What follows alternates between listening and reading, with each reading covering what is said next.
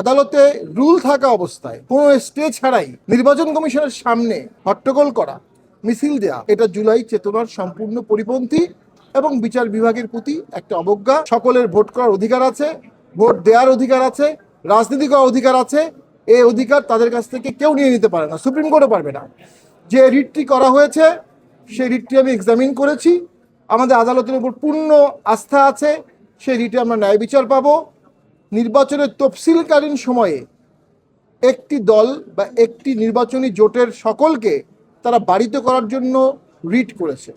যখন সে রিটটি শুনানি হচ্ছিল, ইতিমধ্যে আমাদের সকলের বৈধতা হয়ে গেছে। তাহলে বৈধ প্রার্থীদেরকে সেই রিটে পার্টি করতে হতো, সেটা করা হয়নি। ইতিমধ্যে যখন প্রার্থী বৈধ হয়ে গেছে, তখন রিটটি ইনফ্রাকচুয়াস হয়ে গেছে বলে আমরা মনে করি। এবং সামনে যখন রিটটি শুনানি হবে, বাইডেন নির্বাচনের ট্রেন্ড অনেক দূর এগিয়ে যাবে।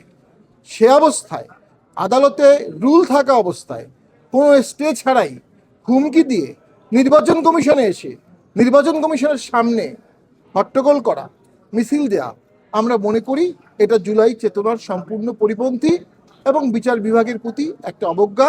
আমরা এর তীব্র নিন্দা জানাচ্ছি এবং আমরা মনে করি জাতীয় পার্টি সগর্বে জাতীয় পার্টি ভোটে যাবে কি যাবে না, এটা জাতীয় পার্টির নিজস্ব দলীয় সিদ্ধান্ত। অন্য কোনো মহল এই সিদ্ধান্ত চাপিয়ে দিতে পারে না। তো আমরা মনে করি যে আমাদের ভোটে যাওয়ার অধিকার আছে।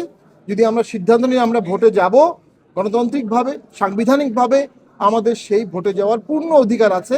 এই অধিকার কেড়ে নেওয়ার অধিকার কারো নাই। আমরা মনে করি